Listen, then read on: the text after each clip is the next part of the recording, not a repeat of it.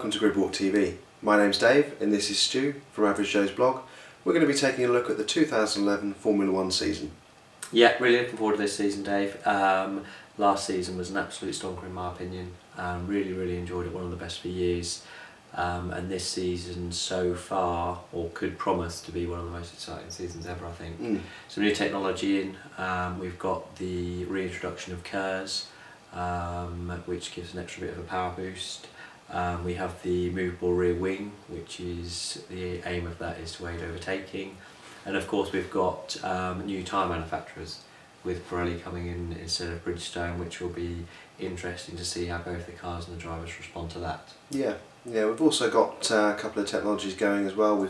They've banned the F-duct that we saw last year and banned the double diffusers that we first saw coming in 2009. So, which obviously Braun made such good use of in the title winning season. Yeah, so with the new stuff coming in and some of the old technologies going out, could mix things up a bit and make things a little bit interesting, a little bit difficult for the teams for this year. Without a doubt. And let's look at the teams. Last year we saw the introduction of 3 new teams: Lotus Racing, Virgin Racing and HRT. This year we still have the same 3 teams, albeit with some with new names. Lotus Racing are now Team Lotus, and Virgin Racing have extended their sponsorship deal with Marisha Motors to become Marisha Virgin. HRT are staying pretty much as they are. Yeah. Where do you see the three teams this year? I think it's going to be very similar to last year. I think Lotus are going to be, given the technology that they have and a couple of good drivers in Trulli and Kovalainen, I think they're going to be slightly ahead. I can see them picking up a few points this year. Virgin won't be too far behind, and then I think HRT are going to be at the back of the pack again, I'm afraid. Yeah, I think the Lotus car looks good. Virgin look like they might have made a step forward, but probably not as far as Lotus. And I can't tell about HRT because they haven't shown us the new car on the track. Very strange decision which as is always. Pretty much par of the course for HRT. Yeah. Ahead of the backmarkers, we expect to see 4 main teams fighting out between them for the odd point here and there. The 4 teams that we're looking at are most likely going to be Force India, Williams, Sauber and Toro Rosso. Where do you think that? Where do you think they're going to be? I think it's going to be quite interesting. I think my standout driver is going to be, out of those 4, Suthill and Force India. Had some really good results last year, and I think that's going to give him some renewed confidence and hopefully pushing forward again this year. With the other teams, I think Sauber obviously looked pretty good in testing. I'd like to see some Kobayashi madness this year. It'll be interesting, I'm sure. But I think they're all going to be very similar in terms of pace, and it'll come down to just the teams working well, and talking to the drivers and getting them going in the right direction to who picks up the most points. Yeah, Constructors' Championship. I think Sauber look fast here, but I'd say Toro Rosso are the one to look at. They might be a little bit of a dark horse in that group. So keep your eyes peeled on them. Yeah, without a doubt. Obviously, their loose tie-up with Red Bull is always a talking point, and I think they're going to do quite well. The 3 main teams that we're looking at for this is McLaren, Mercedes and Lotus Renault, or as to most people, Renault. Yeah, people may be shocked we've put McLaren in this group, but given how pre-season testing's gone, then they just don't seem to be on the pace at the moment. And as McLaren always do, they're even with a bad car, they can soon come on during the season.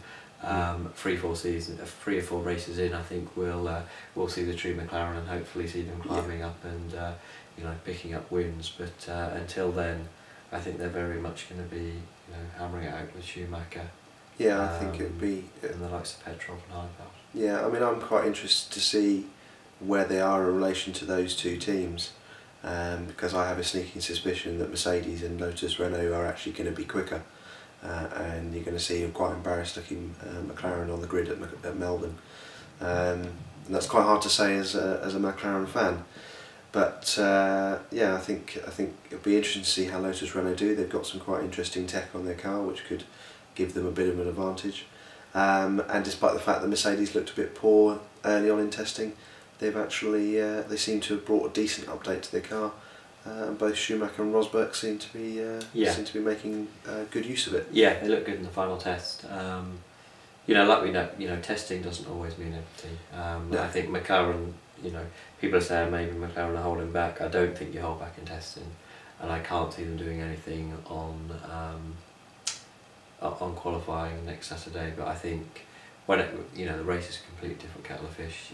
If they get the rear wing working better than anybody else, they can soon go through the field. But we'll just have to see how that pans out. Yeah, definitely. This leaves us with the front runners. We obviously only have 2 teams left. Those teams are Ferrari and Red Bull. I think that comes as no surprise to anyone that they are going to be leading the field. It is a little bit surprising as to how much faster they seem to be in testing than some of the other teams. I think most of the teams are going to have a bit of a hard time catching up with them. I think through testing, apart from the odd session, which again you don't know what people are running in terms of fuel, they looked absolutely leaps and bounds ahead of the other teams. It will be interesting to see how it goes. I think you've got to fancy Vettel in the Red Bull again this year. So much talent last year, and to think he won it making an awful lot of mistakes. He'll come back stronger in a way. So I think he'll build on the title, and I think he could not run away with it, but I think he's going to do really well again this year. And I think Alonso, he's hungry for it after missing out the last couple of years, and I think he's going to push him all the way.